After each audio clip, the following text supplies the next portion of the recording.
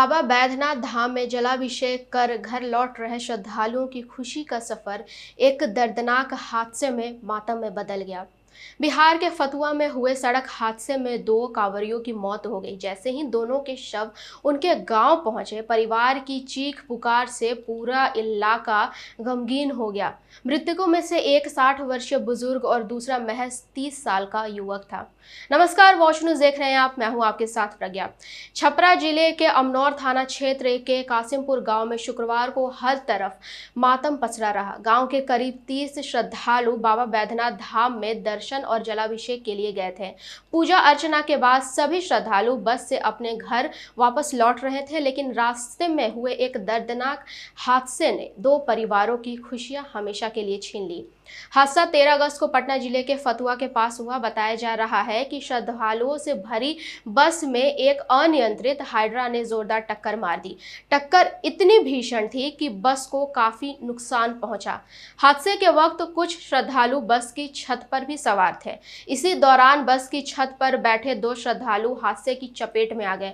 दोनों को गंभीर चोट आई और उनकी मौत मौके पर ही हो गई। मृतकों की पहचान कासिमपुर गांव निवासी 60 वर्षीय राजदेव भगत और 30 वर्षीय पूजन राय के रूप में हुई। हादसे की जानकारी मिलते ही खुसरूपुर थाना पुलिस मौके पर पहुंची। पुलिस ने दोनों शवों को कब्जे में लेकर पोस्टमार्टम के लिए भेजा। कानूनी प्रक्रिया पूरी होने के बाद शुक्रवार देर रात दोनों के शव गांव पहुंचे। जैसे ही शव गांव पहुंचे, परिवार वालों का रो रो कर बुरा हाल हो गया। जिस गांव से कुछ समय पहले श्रद्धालु बाबा धाम के दर्शन के लिए उत्साह के साथ निकले थे, उसी गांव में अब दो घरों में मातम पसरा हुआ है। इस हादसे ने पूजन राय के परिवार को सबसे गहरा झटका दिया है। महज 30 साल के पूजन परिवार के एकमात्र कमाऊ सदस्य थे।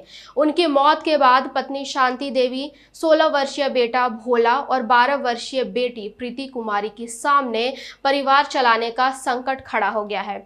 स्वजन के मुताबिक परिवार के पास रहने के लिए पक्का मकान तक नहीं है। ऐसे में कमाने वाले सदस्य की अचानक मौत ने परिवार की मुश्किलें और बढ़ा दी है।